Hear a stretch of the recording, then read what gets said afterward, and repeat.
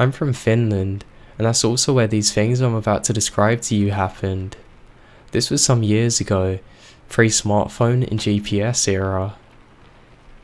It was at the end of the summer, and myself and two friends were on a camping trip way up north in Lapland. The mosquito season was over. The weather was now cooling down in anticipation for fall. The three of us packed food and gear for a 10-day trek. The car we arrived in had been left at the parking lot for a visitor centre. This happened within the premises of the Apocaly National Park, a 1,000 square mile stretch of wilderness near the Russian border. The terrain varies greatly, from treeless and semi-mountainous to dense forests and other things. There's lots of swamps too, really everything. Seeing a reindeer is not too uncommon either, and some nights you might hear wolves in the distance. You can run into a bear or Wolverine type thing in this place. God knows what's out there. But of course, normally they avoid people. Now we mostly camped in a tent, but some nights we used shelters and simple huts provided for travellers free of charge. The trip had lasted 5 days. We're the furthest away from any kind of civilization that we could be on this particular outing, truly in the middle of nowhere. There really is nothing here. There's no villages, town or industry. This place is just barren. You do see the odd hikers from time to time though, but it's very rare that you come face to face with anyone. So in the middle of our trip, we were camped in a small clearing, woodland extending around us for a considerable distance in all directions. It was already dark. We had eaten our evening meal, and all three of us were just jammed into my only tent. Now we would take our turns carrying our tent during our hikes. We had just exchanged some jokes in there, made some crude humour in the dark, like guys in their 20s do, just about to go to sleep in our sleeping bags. We decided it was late enough and we had a lot of hiking ahead of us, so decided to call it a night at this point. Now just as the silence sets in, we suddenly hear the sound of machinery. Given our location, this was profoundly weird. We camped in a tent because there were no huts nearby. Maybe there's another camp near us? We couldn't quite make out what was being said. But it was a human voice, no doubt about it. But nothing really could explain the sound of the heavy machinery. It sounded like an excavator or tank, something big, powerful, and really not too far away. This combined with the sound of talking, we thought, maybe we've just camped near a construction yard?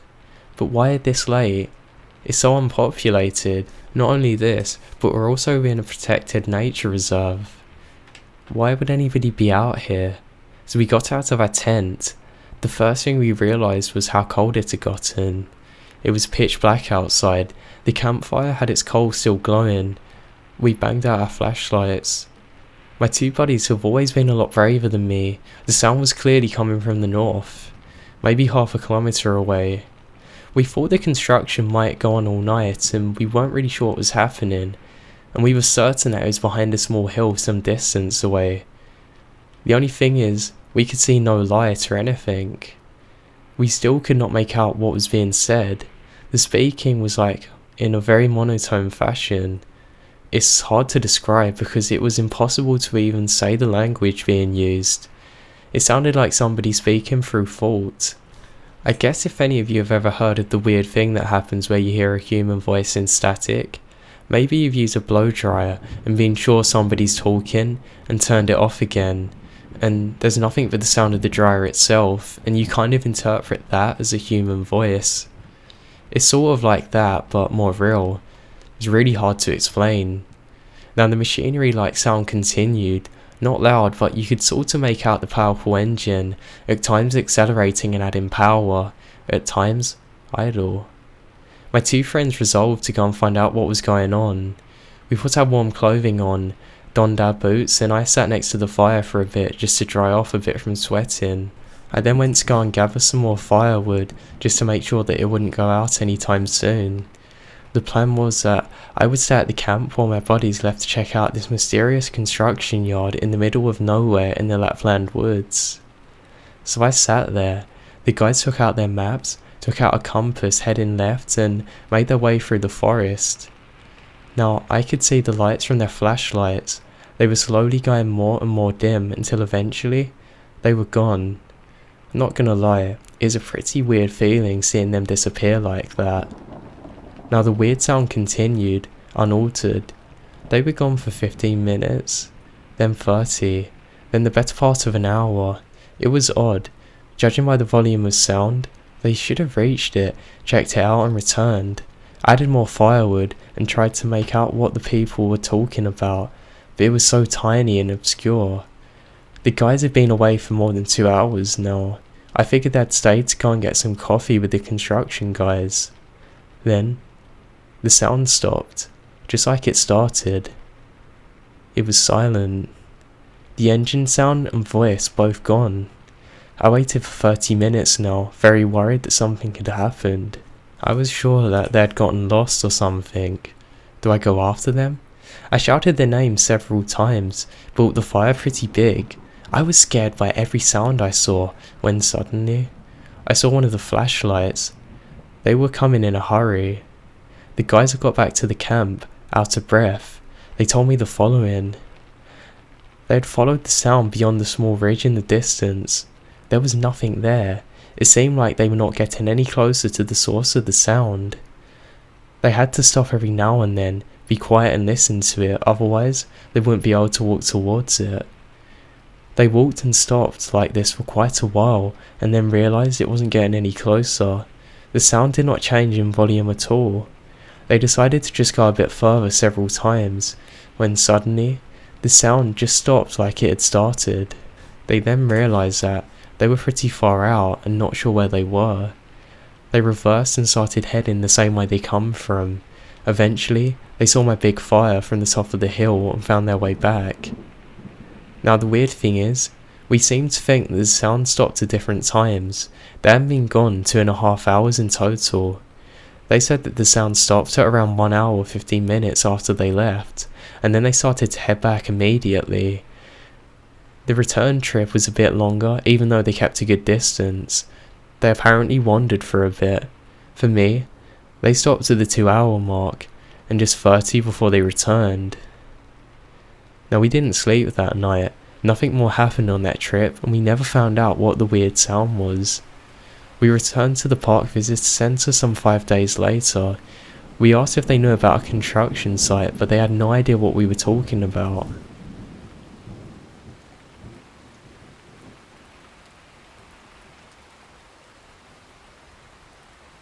This happened in the early 2000s, when I was working at a juvenile detention centre in a small town in Oklahoma as a corrections officer. I was working nights at the time and went to work at 9 PM.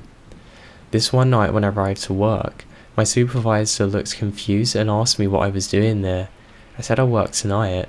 He then said, "But they said you called in a few hours ago to say that you were sick." I was a bit confused and said, "Well, it must have been somebody else, they got the wrong message." After everybody else showed up for work, we thought that this was a bit weird, but we carried on as usual and assigned everybody to their places for the night. I went to work in the control room, where I usually work. The control room is the centre of the prison that has the direct camera control, door control, phone control, everything. After I relieved the guard on duty and settled in for the night, I looked at the message that said I called in. It said that I called in at 6:50 and said that I gotten sick and I needed just to have some time away from everything. Apparently I was out cleaning up after the storm. Now there'd been a bad storm that night and it was a bit bad, but nothing to the point where I'd have to go and clean up. It was truly weird. At this point in time, a supervisor showed up who was actually a friend of mine outside of work, and we started talking about how odd it was. I decided to call my wife at home and tell her about it, and he was sitting there and I picked up and dialed. After 2 rings, a man picked up the phone with a raspy voice and said, "Hello?" I didn't know what to say for a few seconds. I looked at the phone to make sure that I dialed the right number. I had. A few seconds later, "Hello?" I replied, "Who is this?" "This is Taylor. Who's this?" the person said. My head started spinning because my name is also Taylor. I said in an almost scream, "Where's Anne?" He said, "Anne's in bed. Who is this?" I dropped the phone and told my supervisor to ring me out. I had to go home. I took off towards the door. I could hear Dave pick up the phone behind me and say hello, followed shortly by, "What the hell?" rather loudly. I then ran to my car and driven home faster than I've ever driven in my life. I busted through the door and my wife was sitting there watching TV and was shocked to me being home so early. I asked her who was there and she said no one. After a long talk with my wife, I went to call the prison to tell them what was going on, but the phone was dead. I went back to work and when I come in, Dave was acting weird, asking me, "Who the hell are you? Why are you doing this?" He told me that when I left, he picked up the phone and the person on the other end sounded like me. He kind of freaked out and hung up the phone. A minute later, as he could see my car leaving the parking lot, I had called back from home asking what was going on. He said I was a bit angry this time and said I was sick and I didn't feel like playing these games with him and stopped prank calling me and hung up. After convincing him that I had no idea what was going on, I went back to bed. Later, I found out that the phone line in my area had been knocked down the night before by a storm. This is absolutely the strangest thing that's ever happened to me.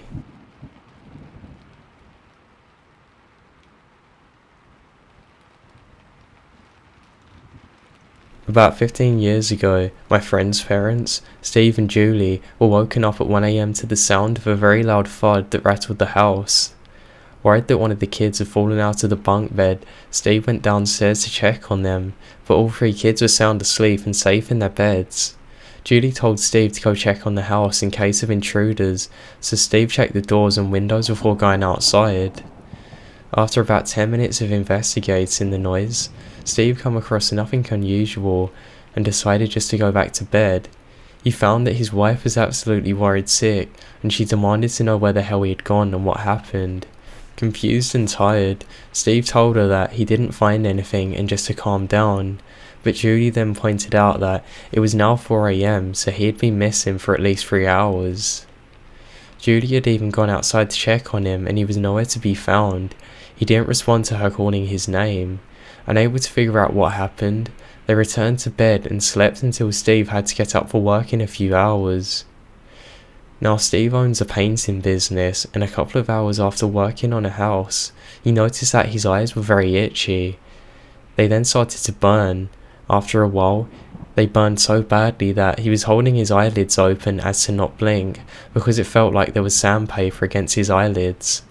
The employees rushed him to hospital and Steve was treated for second-degree burns to his eyes. That's the equivalent of staring at the sun for an extended period of time with no protection.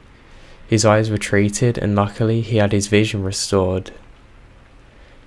Now when he told me this story, you could tell that he was very scared of it himself, dead serious and no explanation as to what happened. His wife too there was very upset visibly, and you could tell that they didn't like telling the story.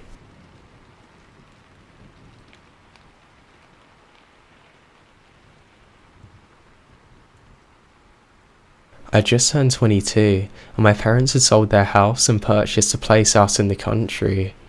On the property, there was a big shed not far from the house that I decided to turn into my own place. Now I kind of felt uncomfortable in the shed sometimes, but my dog was with me. It weren't that bad. Anyway, I'd been in there for maybe 2 weeks and one night, I'm sitting on my computer. My dog is asleep on my feet and I needed to pee, so I get outside to go piss. It's a beautiful clear night, the stars are incredible. The next thing I hear, the door slams behind me. I turned around immediately to try and open it. It won't budge. Now from the inside of the shed, I can hear my dog growl. Quietly, then getting louder. He's now barking and panicking and I'm trying to open the door. I must mention that I'm 6'5", well built, play sports, but even ramming my whole weight into the door, it won't move in the slightest. I'm really panicking now as my dog turns to whines, whimpering. Silence. With all my might, I manage to open the door.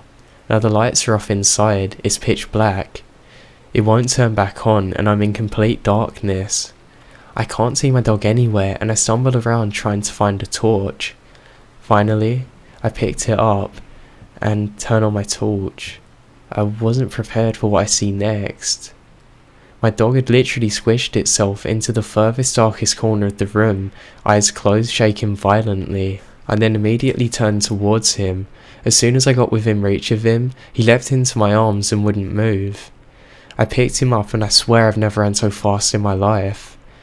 Now, as I was running out of there, I could have swore that I heard footsteps behind me, and I'm certain that the door started closing, but I was out of there too quick to realise. I've never stepped foot in that shed again, and my dog won't even go near it. I don't know what happened to that shed that night, but I'm never going close to it.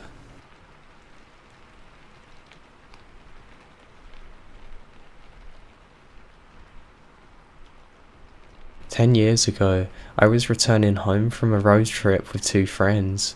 I received a phone call from my parents asking me when I'd be arriving. I explained that we're about 25 minutes away. About a minute later, we come around a bend. It was a full moon and we could see the reflection from a lake below us, and other than that, the road was completely empty. Suddenly, everything went completely dark in the car. No lights from the dash or gauges or headlights on the road. The music also stopped. We saw that there was now a vehicle pulled over by the police about a quarter of a mile in front of us that hadn't been there a split second before. I assumed I'd dozed off just for a second. I thought it was still quite peculiar though. The driver of the other car then turned the music all the way down and said, "Did that just happen to anyone else?" The other passenger in the back seat forwardly and abruptly said, "I thought I just fell asleep." We then realised that the clock in our car was reading an hour later than it had a minute before.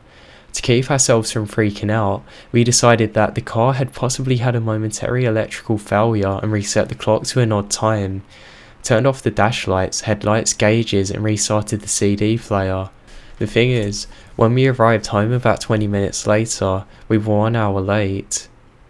I'm missing 1 hour of my life, and I have no idea why.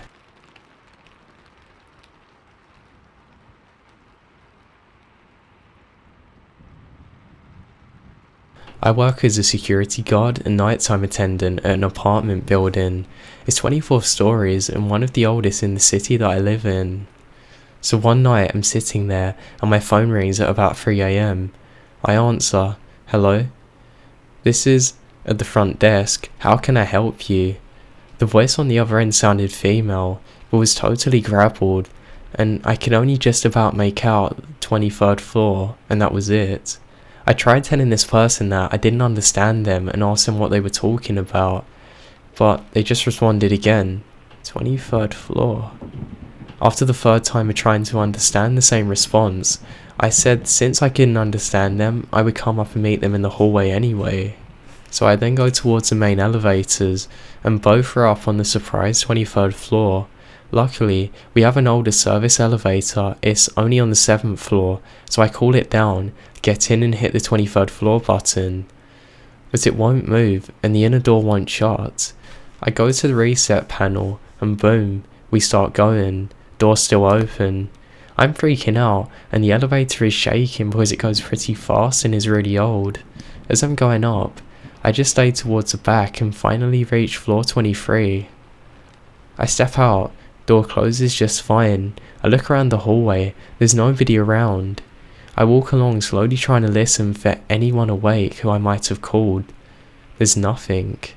I head in the opposite direction and go towards the regular elevators, and when I get to them, they're just sitting there with their doors open.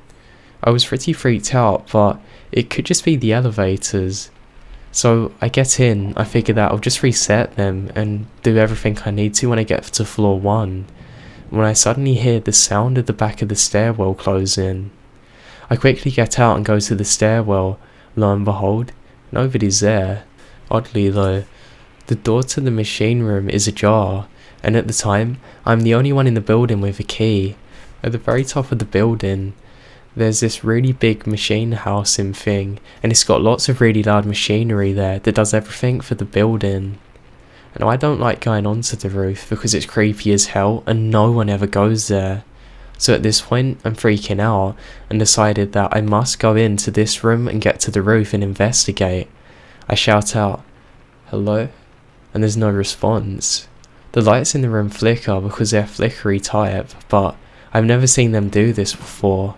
At the end of the room, I can make out the roof access door, and what would you guess? It's slightly open. So I slowly continue forward, checking the space in between each machine as I walk by it, and there's no one there, so I open the roof access door. I can't see anyone ahead of me, and there's a slight wrap around the corner, almost as if somebody's left their jumper there, and I needed to be sure, so I step out and leave the door ajar like it was. Almost immediately, the door is slammed shut. Now, I might have written it off as something weird like the wind or whatever, but this door is hard to shut and really hard to open, really hard. I immediately grab the handle and hank it open, slamming it behind me, and run straight to the maintenance door. This door automatically locks when it's closed, so I slam it shut too and go back to the 23rd floor hallway. I get into the elevator with the door still open, go all the way down to the first floor. I go back to the main lobby, and as soon as I sit down, the phone rings again. I pick it up, scared, really scared. Sure as hell, I hear a weird voice again. 23rd floor. I hung up the phone, turned the ringer off, and spent the rest of the night glued to my security camera screen. Now there's been a bunch of creepy things that happened in this building. I walked past a dark room here on the first floor and swore that I saw myself standing in it. The next night as I'm inside the said room, the lights flip on and off. I turn around and see a flash of myself walking past. I have no idea what's happening, and these things are getting worse. What really scares me is all of this can be seen on camera too.